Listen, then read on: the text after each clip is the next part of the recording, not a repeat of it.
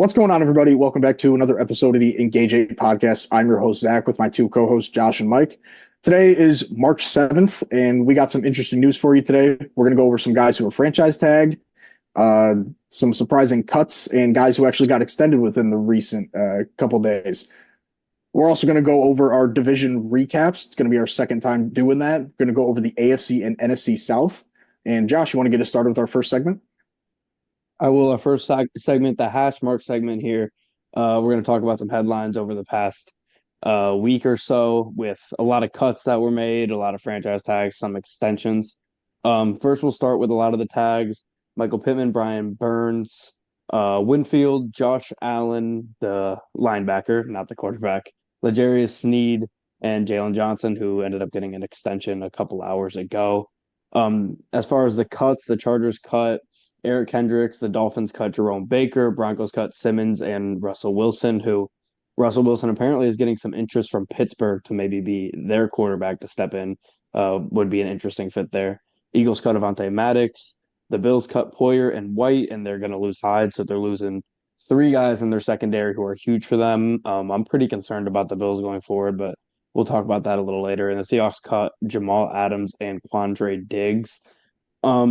Not a ton of super surprising cuts here. Wilson was pretty expected, like I said, and he's getting a lot of interest from the Steelers. I think that would be an interesting fit, bringing a vet in there. They already have a decent supporting cast. Russell Wilson obviously struggled pretty bad in the past couple of years here with the Broncos, but maybe with a fresh start, he could do better. Like I said, with the Bills, I'm really worried about their secondary as a whole. They've been so solid over the past 3-4 years with having the two safeties, Poyer and Hyde, back there, really locked in. Great chemistry between them. They had Trey White get hurt last season. They didn't have him for a while. That did hurt him. They ended up getting Rasul Douglas, which helped them out in the short term. But in the long term, they're kind of in some trouble. As far as going back to the tags, the L'Jarius Sneed is tagged, and he's most likely going to be traded. I know the Lions are pretty interested in him. I know they're also looking for a second round pick, which is kind of a steep price. As much as I would love to have L'Jarius Sneed on the Lions and sign him to a long-term deal, am I willing to give up a second-round pick for him? That's a question to be had for sure. Josh Allen, he's going to be due for a big deal. They tagged him. He's probably worth a lot of the money for that tag. Winfield was an All-Pro this year. He was really, really good. Jalen Johnson, the Bears extended him. It looked like he was maybe going to get traded after getting tagged, as they were trying to get this contract figured out for whoever knows how long. Didn't look like they were ever going to come to a deal, but then they ended up coming to a 4-year deal. So it's good for the Bears to lock him up. Burns, we'll see what the future holds there in Carolina. We'll talk about them a little bit later. But yeah, and then Michael Pittman, I think that's a good tag as well.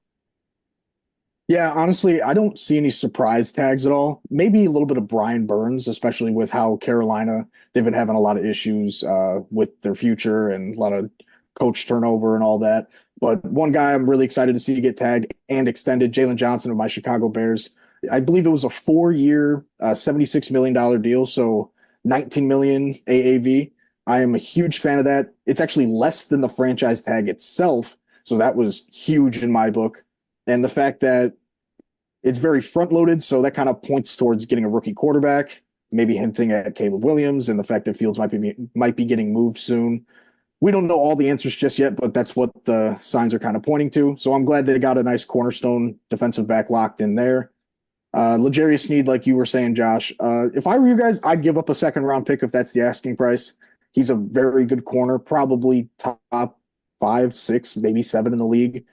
I think he would be a great add for your secondary. Josh Allen, the edge rusher, not the quarterback. He's definitely got to stay in Jacksonville if they want to have any short-term and long-term success. He's coming off 17 and a half sacks this year. He was phenomenal. And, going off of the Buffalo Bills stuff, it feels like they're cutting everybody. The Tre'Davious White cut felt a little surprising to me. I'm surprised they haven't cut Von Miller yet, especially with how little he played this year and his massive cap hit. I think it was a couple years ago he signed a 5-year, $100 million deal. And last year he just hardly played. I feel like maybe they just felt like they had to keep at least one edge rusher as they're possibly losing Leonard Floyd and AJ Epinesa to free agency coming up soon. So that was the only surprising one in my book, but I am interested to see where Russell Wilson will go, as you did hint towards Pittsburgh there, Josh. So a lot of interesting moves that we've gotten over the last 48 hours or so. And I'm I'm interested to see what happens in between now and the new league year next Wednesday. Yeah, a lot of pretty decent tags. We saw T. Higgins get tagged with the Bengals. He did have career low in receptions, receiving yards, and touchdowns this season. He did only play 12 games, had consecutive 1,000-yard receiving seasons coming into this year. He'll make 21 million under the tag, so it's good for the Bengals to keep their star-studded receiving duo of him and Jamar Chase. Michael Pittman being tagged is huge for the Colts. This was expected. There was really no chance the Colts would let him walk. Had 109 catches, fifth most in the NFL. He's only 26. He's a very good receiver. That was expected. And same with Jalen Johnson. Bears were not going to let him go, and now they're able to sign him to an extension. And I think that's a very good deal for the Bears to help boost their defense and secondary going into a big year for them. We saw Josh Allen get tagged as well. The Jaguars had to do that. He's probably their best player on defense, definitely. Single season sacks record was 17 and a half, had the second most in the entire NFL, only behind TJ Watt, who had 19. They had to do that to keep that defense. They need to keep some structure there. Antoine Winfield, as expected, also. Baker Mayfield is also an option for this, but he will test the market. But Antoine Winfield was phenomenal, one of the best safeties in football this season. 122 tackles, had 6 sacks, 12 pass breakups, and 3 interceptions last year. Was an all-pro for the first time in his career. Good for him. And then, like you guys touched on, L'Jarius Sneed, there's going to be a lot of teams going after him. I know the Colts have contacted the Chiefs as well. The Lions, like you said, he has been very good in his time with the Chiefs. 4 years, he's logged 10 interceptions, 40 pass breakup, 4 forced fumbles, 6.5 sacks, over 300 career tackles. He is very good, and whatever team gets him is going to get a good corner, but it will be under a pretty big contract. In terms of extensions or well, cutting, Russell Wilson getting cut was expected. We had heard a lot about it.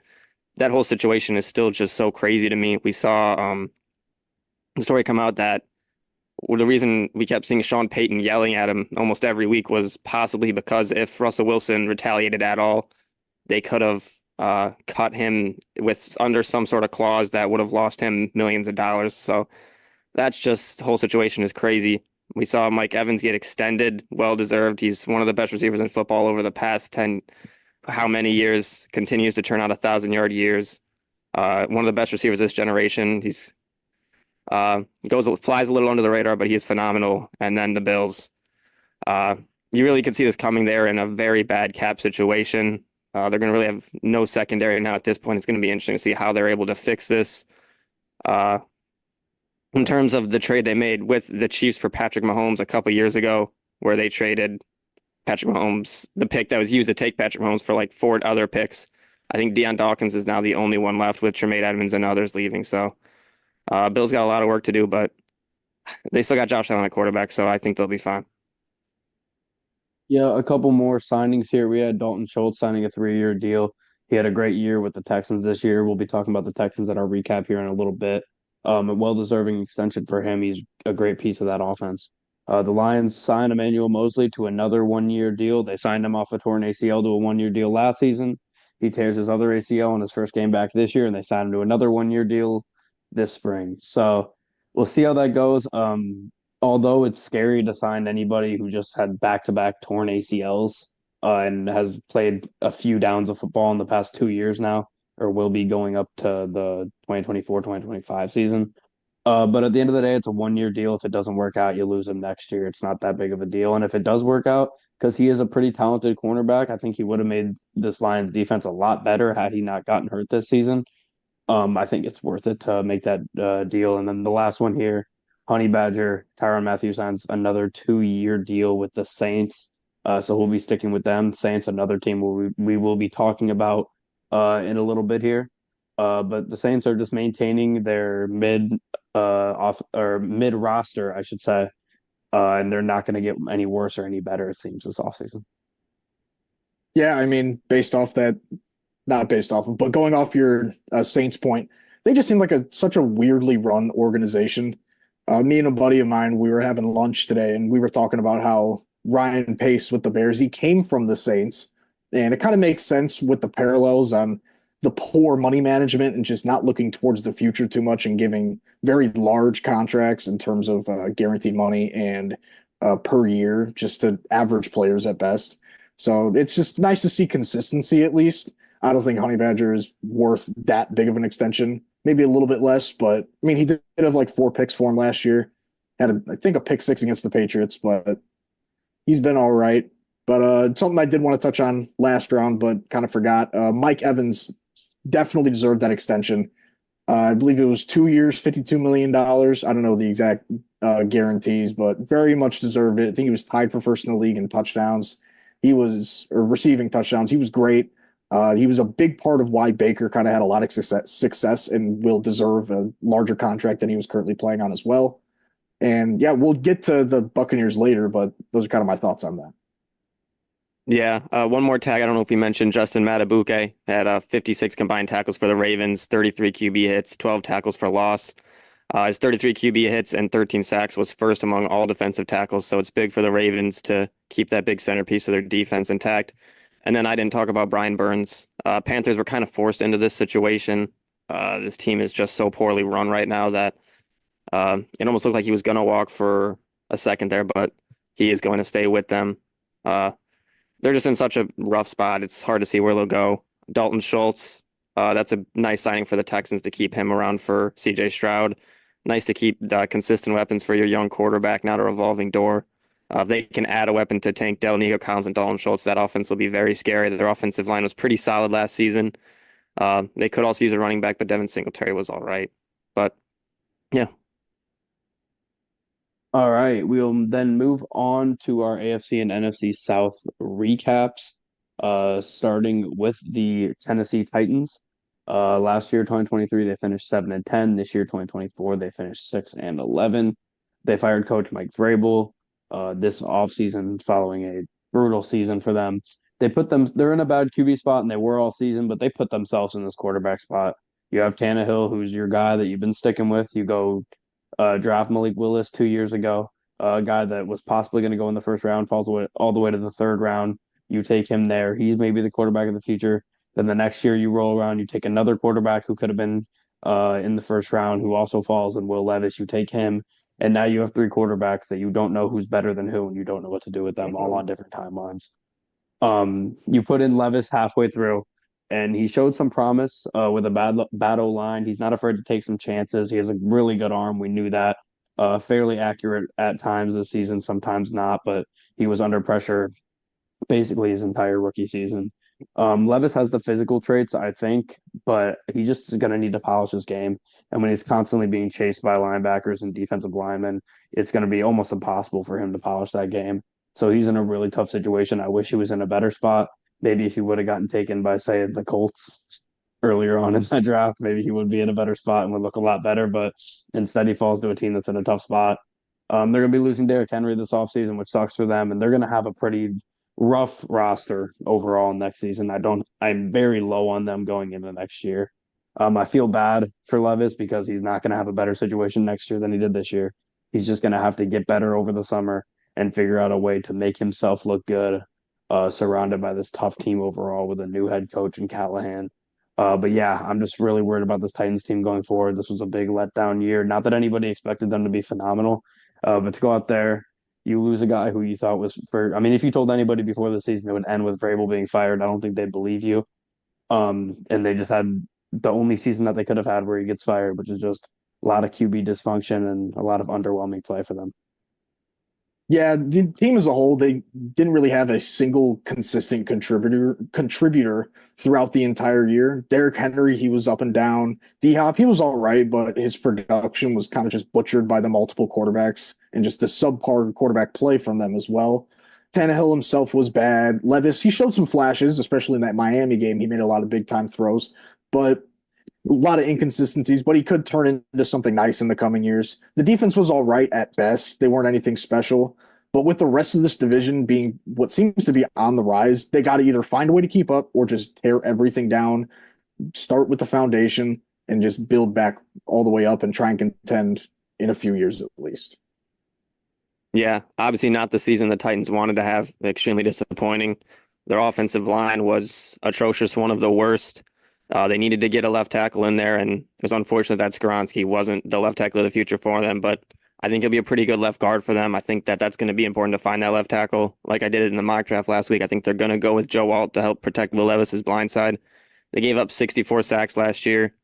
Their running game was okay, but really, you have one of the best running backs in the NFL, Derrick Henry. It should have been better. Obviously, they moved on from Mike Vrabel, like you guys said. It'll be interesting to see how Brian Callahan, Bengals' former offensive coordinator, will work this offense and be able to develop a young quarterback like Will Levis. Levis had promising flashes last season.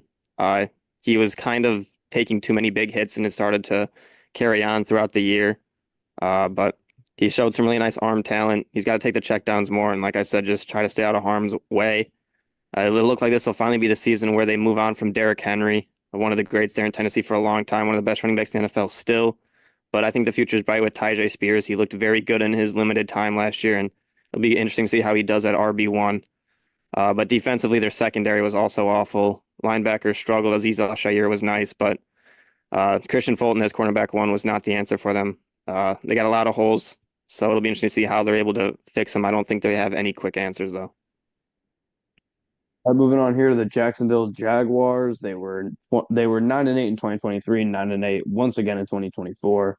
They won in the wild card round against the Chargers in 2023 and ended up losing in the divisional round.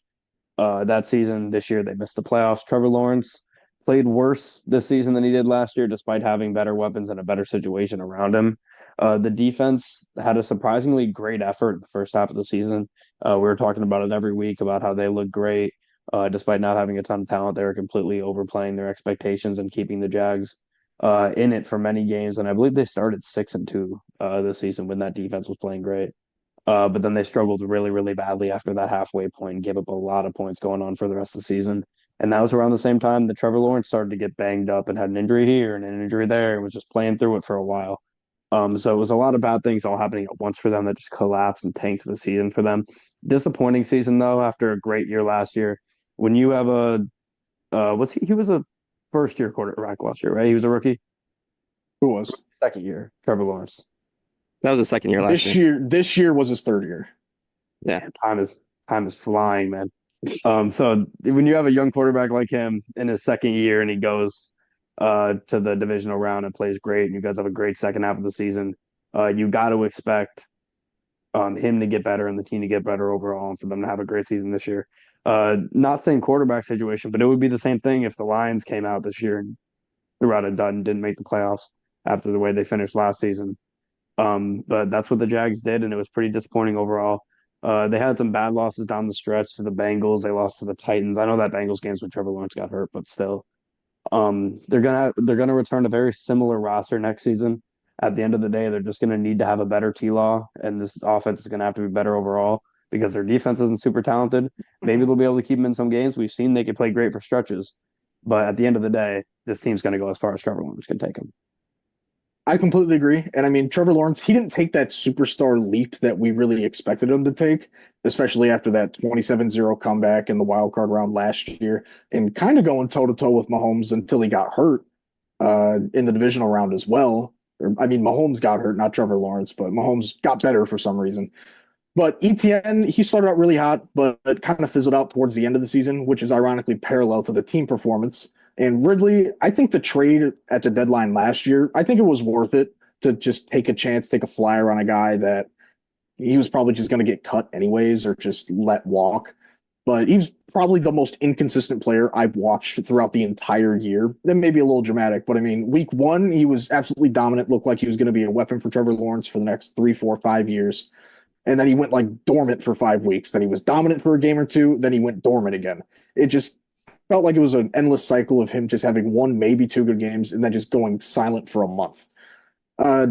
Josh Allen, he improved a lot and put himself in a conversation with some really, really damn good edge rushers within the league. I wouldn't put him in that Myles Garrett or TJ Watt tier, but maybe in that Montez Sweat, Aiden Hutchinson tier. And I really think he's probably in the top end of that, looking to put himself even higher.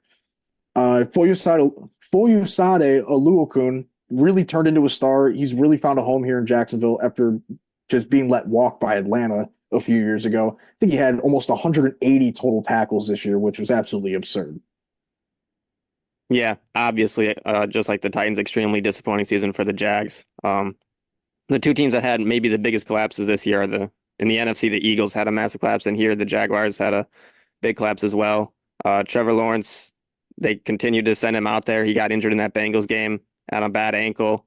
Next week he goes out and hurts his shoulder. Then he has a concussion, and he kept playing through it. And I think that really hurt him, and that hurt this team as a whole. I think CJ Beathard should have got a couple more games. But even before the injuries, I really didn't think like Trevor Lawrence was having the season that I was expecting. We had saw him get the exciting acquisition of Calvin Ridley at the deadline the year before, and he was finally able to play this season, but really didn't have too much going for him. But like I said, he was hurt, so I'll give him that excuse. But I better see him ball out next year. I already don't think he was the talent that was expected, but he's got to prove something. Evan Engram was great this season, 114 catches for 963 yards. He was one of the better tight ends, was consistent for him. Christian Kirk was very consistent for him up until he got hurt. But yeah, like I said, Calvin, really disappointing season. I'd expected more from that duo. The main positive for the season, like you guys said, Josh Allen, he was phenomenal, 17 and a half sacks, had 3 different games with 3 sacks. Anton Harrison, the rookie tackle, had a very good season. That is something looking bright for them. Gave up only 5 sacks, was the highest rated pass blocker as a rookie. But this team overall, they're going to have to look to find a replacement for Calvin Ridley with the expectation that he is leaving them this season. They need to keep giving Lawrence some weapons, get a little better on the offensive line. And like you said, Josh, they were pretty good in the first half defensively, but towards the end of the season, they started to lose it. They're going to have to figure out what was the root of that, but just a disappointing end. Yeah, and one last thing I'll say about the Jags, we didn't mention Christian Kirk had a great season up until getting hurt, and that was also a big part of that fall off they Yeah. had in the second half. But moving on here to the Indianapolis Colts, they were 4-12-1 in 2023, 9-8 in 2024, and they had a very, very successful season, maybe the most successful season of any team that didn't make the playoffs in the NFL this season. You re-sign JT, you find out that Steichen in his first year is going to be a great coach and going to be your coach of the future, which in a season where you lose your starting quarterback in the, what was it, the 3rd or 4th game, and you have a rookie quarterback and a rookie head coach. That's a situation where the rookie head coach can end up having a tough season, and then he gets a lot of the blame. But that did not happen for Steichen. O-line improved greatly after a down year last year. They were phenomenal until last year. And then they had a tough year last year, and they came back and had a solid year this year. Anthony Richardson, in his few games, showed a lot of promise early. You lose Darius Leonard, which was always a possibility, Shaq Leonard. But then you gain a great season, Zaire Franklin, who's filling that role for them perfectly. He's a tackle monster. And the Colts are just in a really, really good spot now. The only thing that could really derail the Colts here is if Anthony Richardson just ends up not being good. That's really the only thing. They have the perfect situation for him. It's hard to imagine a better situation for a damn near rookie quarterback to walk into, how he's going to be walking into next season. And I think the Colts are going to be really, really good in the playoff team next year. Yeah, I mean, thinking about the Colts, first thing I wrote down was Richardson was just an extremely fun player to watch when he was playing, and he showed a lot of great strides compared to his last year at Florida, based on all the pre-draft talk and concerns about his just accuracy, his ability to process stuff like that. And for the running backs, JT, I mean, he got re-signed and then he was out for the first 4 games, I think. He was on IR with that injury or whatever. But Moss, while Taylor was out, he was good, borderline great. But when JT finally returned, he showed why he's truly a top 3 back in the league. And Pittman, he's turning into just a model of consistency, kind of reminding me of a young Mike Evans. Not necessarily going for like 1,800, 1,700 yards like a CeeDee Lamb or Tyreek Hill, but he's getting over 100 catches. He's getting like 1,100, 1,200 yards consistently.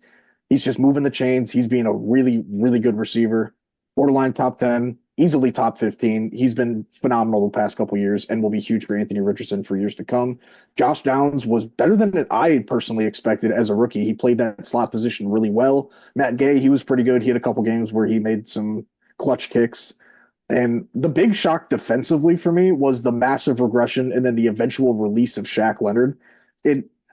Mike, I know you've talked about it a couple of times. I know I hate that he kind of just regressed and just leaned away from that superstar that he really was, the turnover machine that he was. But luckily for the Colts, Zaire Franklin kind of morphed himself into that star linebacker role. He may not be forcing like 6 fumbles a year, but he's racking up tackles. He's very involved in the run and pass game.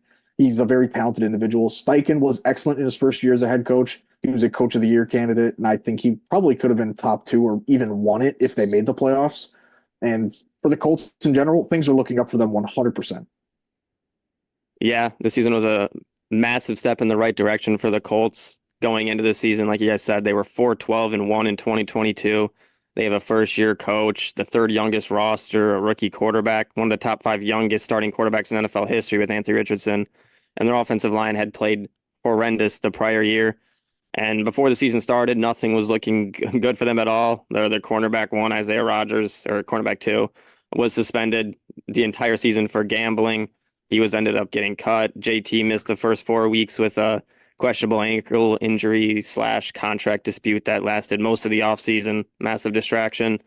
Dallas Flowers was the cornerback two after Isaiah Rodgers was cut with the gambling, and he tore his Achilles early in the season. We saw Grover Stewart get suspended for PEDs. Multiple other players get suspended for conduct detrimental to the team. Like you guys said, Shaquille Leonard being cut in the middle of the season after just really lost all the kind of speed he had. He looked slow, wasn't quick to the ball.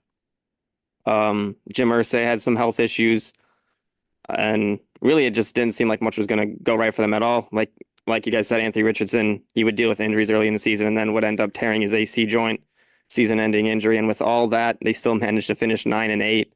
And I agree with Josh. They might have had the most successful season for any team that didn't make the playoffs.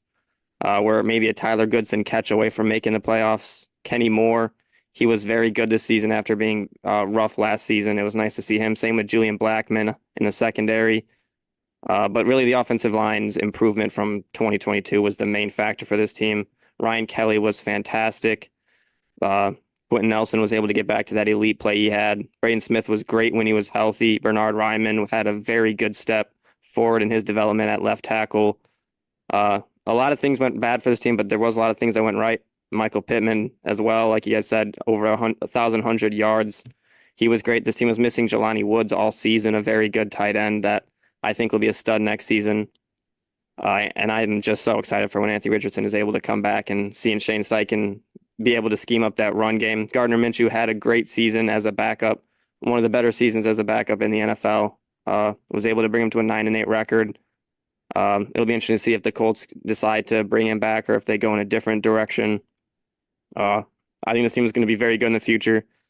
If Anthony Richardson can stay healthy and look how he was looking this season, I think this team could possibly be Super Bowl contenders if they make some nice moves in free agency and in the draft to get that secondary a little bit better and more depth and maybe one more weapon for Anthony Richardson. All right, moving on to our final AFC South team here, the Houston Texans. 2023, they were 3-13-1. 2024, they were 10-7, won a playoff game and lost in the second round to the Baltimore Ravens. This is one of my few great predictions this season that they were going to be a good team. They were phenomenal this season. CJ Stroud was amazing. He is going to be top 10 if he's not already a top 10 quarterback in this league. He just has a rocket arm. He's super accurate. He's not afraid to take the deep shot, even though he still takes his checkdowns from time to time. He's going to go out there and air it out. In a lot of ways, he's a better version of Will Levis. But young guys like Tank Dell, Stingley, Anderson, Noah Brown all had great years for the Texans. Dalton Schultz as well, we just spoke about getting the extension. They had a lot of players, especially on the offensive end, that were just great for them overall, that outplayed their expectations. This team could be super dangerous. They just need to maybe boost the O-line a little bit. Singletary was great towards the end of the year, but maybe get a bit of a run game. When you can mix that run game in and then have that deep pass throughout that CJ Stroud has with those receivers like Tank Dell, who will be coming back from injury, and then Noah Brown, and you'll have Schultz in there as well. I think this can just be a very deadly team. DeMeco Ryans was phenomenal in his first year. Similar to the Colts, you now know that you have your head coach of the future. And the Texans' future is very, very bright. Yeah, I mean, building off your first point, Stroud was absolutely phenomenal for a rookie quarterback. He already is, if not just borderline top 10 quarterback in the league. The run game as a whole was kind of underwhelming in my eyes. I kind of thought Pierce would have been better, but he didn't improve in his second year the way that I hoped he would. A guy that they could really use in the offseason, Saquon. I mean, I think he might be the leading betting odds guy, or the Texans might be the odds leader, however you say that, to land Saquon. So Stroud and Saquon would be a scary duo. Nico Collins, he kind of emerged as like a low-end wide receiver one throughout the entire year. He produced his best year as a pro in his third year. Tank Dell, he seems to be a great wide receiver too. I really wish I would have seen him, Stroud, and Nico kind of emerge as a phenomenal trio through the playoffs, but unfortunately, Tank Dell did get hurt towards the end of the year. And believe it or not, Noah Brown might have earned himself a nice little paycheck in this offseason coming up. Will Anderson quietly had a phenomenal rookie year as well as an edge rusher. Stingley also had a really great year, kind of on the down low, because not one player really made up million plays on the Texans defense. It was more so a team effort. D'Amico Ryans had those guys absolutely humming, and he was excellent as well within his first year as a head coach. So, like pretty much the rest of this division, aside from the Titans, the Texans are looking really good, and they can make some moves this offseason that can put them in a great spot to contend next year. Yeah, just a phenomenal season by them. Another one of the teams that we really weren't expecting to take this big of a leap.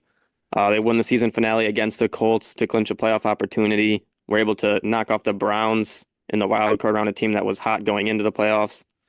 CJ Stroud looked like one of the league's top QBs as a rookie, 4,108 yards, 23 touchdowns, only 5 picks.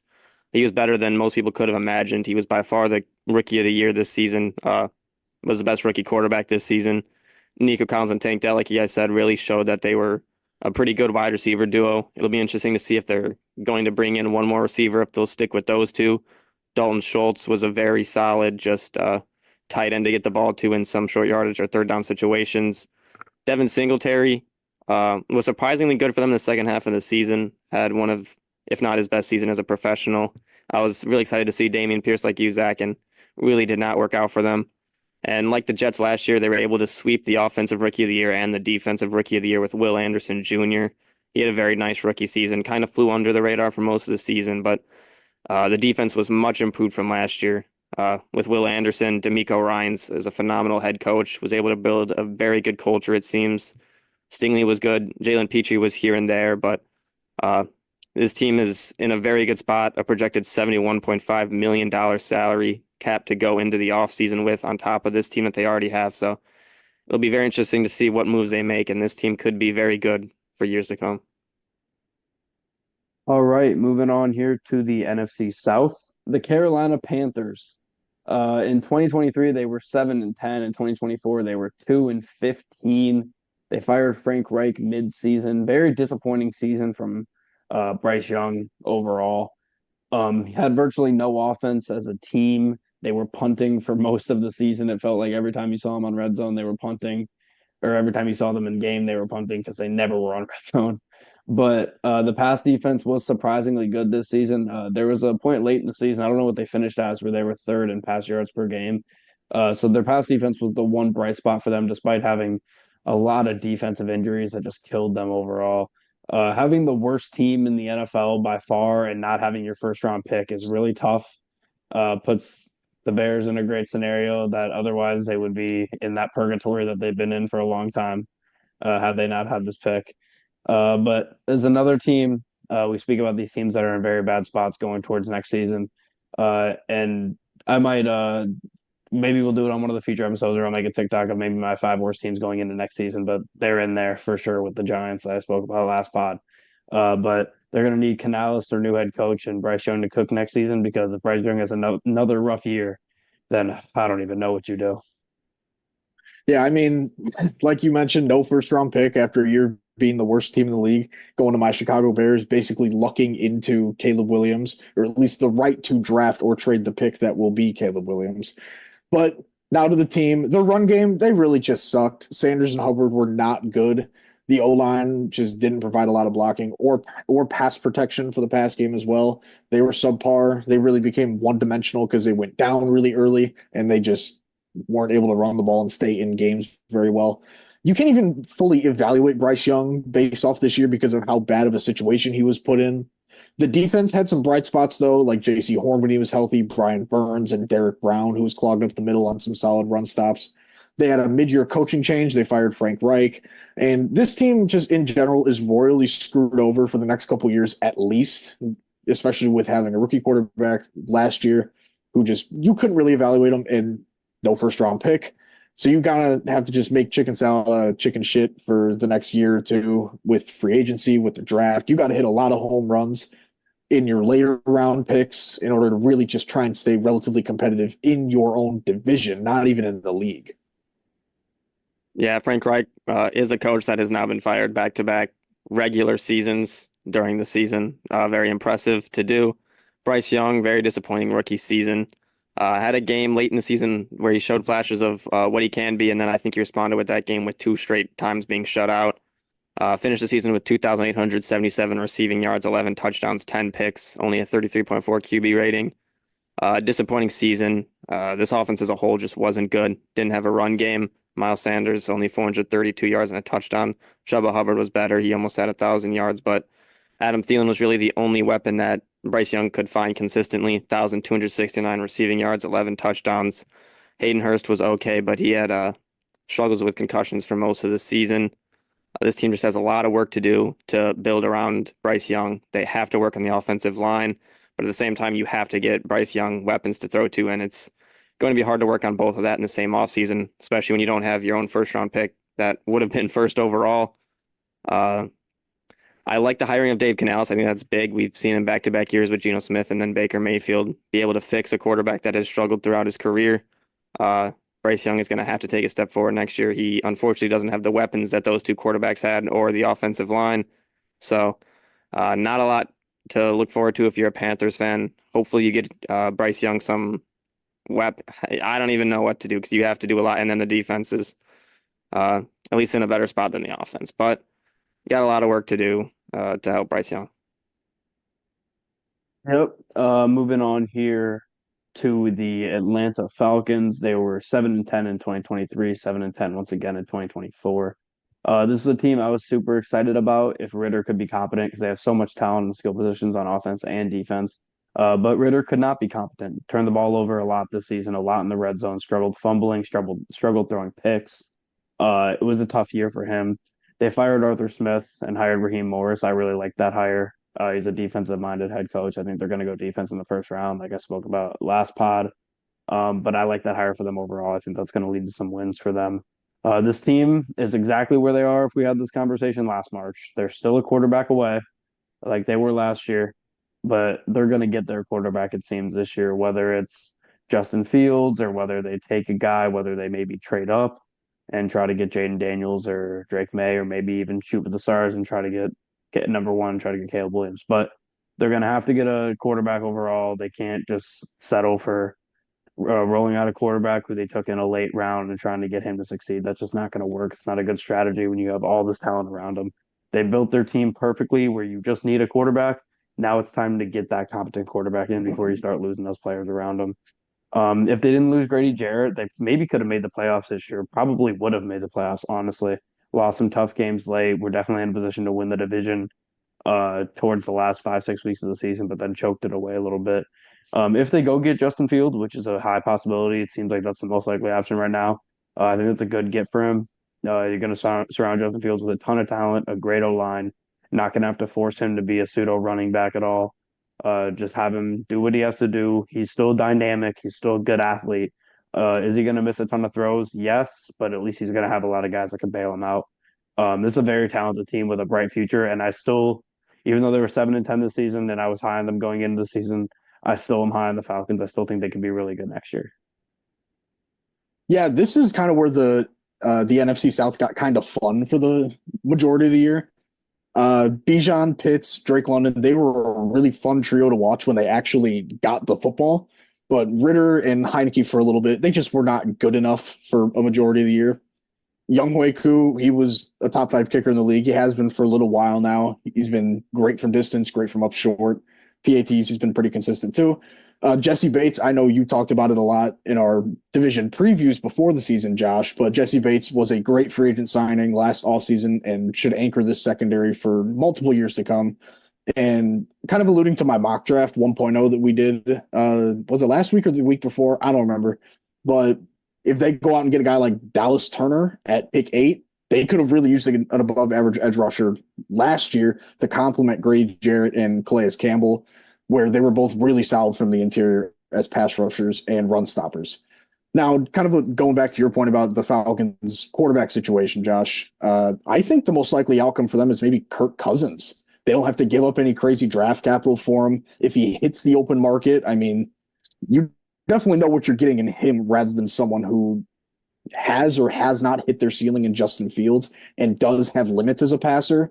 But like you said, he's a very And dynamic according to runner. Twitter, Kirk Cousins is Patrick Mahomes now. So Wow. But the way that I people are mean, talking about him, most coveted free agent ever, it seems like. I wouldn't say all that, but he would be a huge get for the Falcons. He would be a major upgrade. He'd be able to disperse the ball to Bijan, Pitts, London, unlike quarterbacks they've had in the past.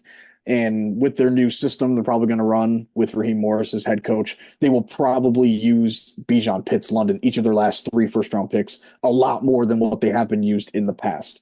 So whether it's Kirk, Fields, or hey, they trade up for a Jaden Daniels if he decides to slip past 3 or something. But I don't know. They definitely are a quarterback away, according to you, Josh. I agree with that, but they've still got to improve at a couple spots as well. Yeah, disappointing for the Falcons considering you had all these weapons. You had one of the easiest schedules in the NFL and you didn't really make the playoffs. They started 2-0. They looked pretty good, but then Desmond Ridder kind of lost everything he had going. He started focusing on DoorDash a little too much. Taylor Heineke wasn't able to give them better chances. Just a revolving door quarterback. They kept going back and forth, and no option was better than the other. But the talk around the Falcons' offense all season was the fact that they weren't getting the ball consistently to their top weapons that they'd use first-round talents on. Johnny Smith kept getting the ball over Pitts. Tyler Algier kept getting the ball over Bijan Robinson, and there was time when Drake London just wouldn't get targeted. But I think with this new coaching staff, I think those guys will get the ball more. I think they'll have a better season next year. And I'm with you, Zach. I think they might be. I'm starting to see them going for Kirk Cousins. I like the Justin Fields idea for the Falcons, but I think Kirk Cousins just brings something you're getting. Where with Justin Fields, it's still kind of a question mark. We saw how good Kirk Cousins was right before he got hurt. But I like the Raheem Morris hiring as head coach. We saw Jesse Bates last, like you said, Zach, was really good for most of the season. Second team All Pro, 6 interceptions, 89 tackles. I see this defense only getting better next year, especially with Raheem Morris. So even though it's a disappointing season, you still have a decently bright future for the Falcons if you can just find a quarterback. Yeah, with just all the accolades that Kirk Cousins has had in his esteemed career. Stop hating. Let me highlight the main one, which was the beating the New Orleans Saints in 2019 in the wild card round. If that's what the Falcons want, that's what they want. But it's going to be funny to me when Kirk Cousins continues to that's his biggest accolade is how much money he's made. And if you have a quarterback whose biggest accolade is their total money made, that's tough. But I think that's kind of a flex. If that's no, I think that's a flex. It's great for him. Yeah, that goes pretty hard. Phenomenal for him. Just seeing stuff on Twitter about like him being like the savior is just Jesus. Bro was good for 8 games. But regardless, we'll move on to the Saints. 2023, 7-10, 2024, 9-8, 2019, lost to Kirk Cousins in the wild card round. The Saints, Derek Carr was Derek Carr as expected. Exactly what you expected from him. You go and get a decent quarterback, you have a decent season with a decent roster. That's, I think, the word I would use to describe the Saints is they are just decent. That's all they are. They're decent everywhere. They got decent receiver. Well, I guess maybe receivers are good. Decent quarterback, decent O-line, decent defense. Like they're Decent just an tight okay end. team. Yeah, decent tight end. Unless we're counting Taysom Hill, then maybe they're great there. But defense, despite lower talent, had a pretty good season overall for them. Surprisingly finished top 10 in points for and allowed this season. So they did a good job in those categories. They did decide to keep Dennis Allen. Maybe if it was his call on the Falcons game at the end of the season, running that touchdown in, maybe he gets fired for that. But that was Jameis who's going to be the scapegoat for that one. Only bad loss this year was all the connections here was to Minnesota in week 10. That was the real only bad loss. I'm sure if Kirk Cousins was in that game, the Vikings would have won by 70.